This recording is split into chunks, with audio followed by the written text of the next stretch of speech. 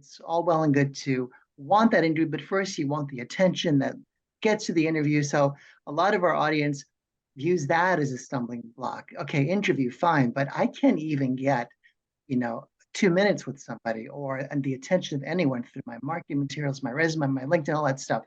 So let me walk you through what I guess is a common situation for you, Barb, because I know you talk a lot and you've been um, in front of people for quite a long time, our audience in particular.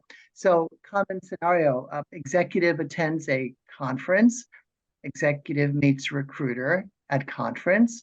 Executive who in this scenario is enroll says to recruiter, we're not enrolled. Hey, let me know if you hear of anything. So my question is, if you're the recruiter and an executive times some number comes up to you at a conference and says, hey, let me know if you hear of anything, what would be a memorable part of that ask for you? If assuming there was more than just that question, what sort of statement would you be listening for from that executive, in other words, to help you recall that, oh, this person I just met who said, let me hear of anything, I remember something and I should tell someone about them. Is there anything at all that would stick with you?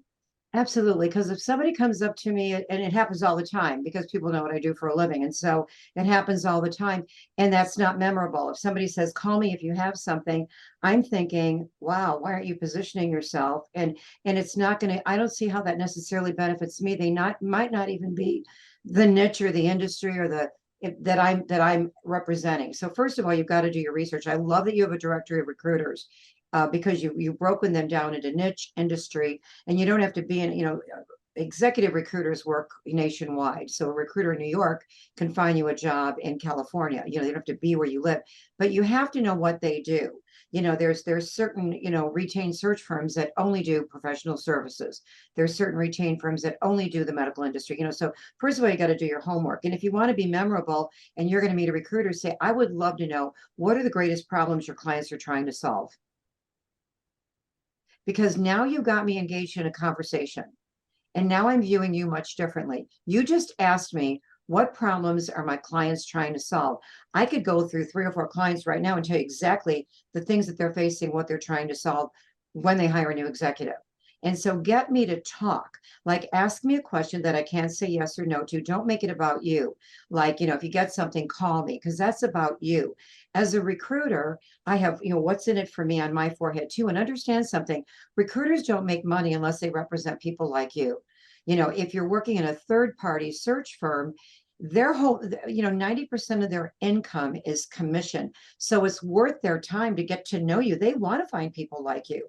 In-house recruiters that are doing a search at a very high level, their job, they're being judged by the executives of their company. Who you bring into the table for us? So recruiters want to bring the best people. But if you walk up to a recruiter and say, gee, do you have any jobs for me? It's not going to resonate, because high level executives don't do that. You become a leader of your association. You position yourself where I'm going to look. I'm going to go on LinkedIn. I'm going to look at the groups you belong to. You've got to belong to the groups that represent the C-suite, because that's a feeding ground for executive recruiters. They want to know what groups you are on LinkedIn.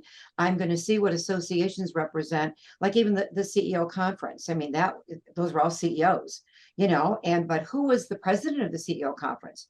Who was in charge of things? Because those people, again, are a level above. As a recruiter, I want people that, yes, they've got the title, but I see them in leadership roles. I see them. I also look for what philanthropic endeavors are they backing.